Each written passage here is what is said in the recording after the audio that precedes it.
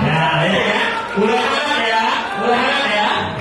Bisa Syederalun tiba di Aceh, calon wakil presiden nomor urut 3 Mahfud MD langsung melakukan diskusi publik tabrak prof bersama generasi atau kaum muda Aceh di MZ Kopi Banda Aceh pada Rabu 31 Januari 2024 malam. Berdasarkan pantauan, setiba di MZ Kopi, Mahfud langsung diajak untuk membuat kopi saring Robusta.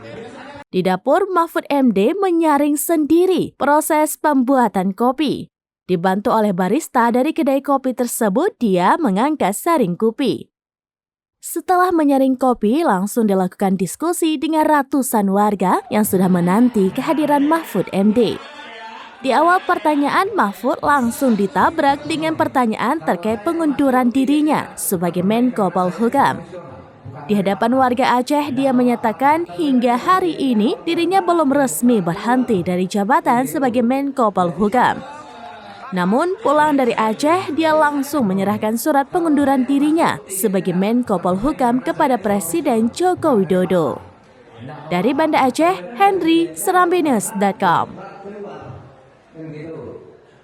Download Tribun X sekarang, menghadirkan lokal menjadi Indonesia.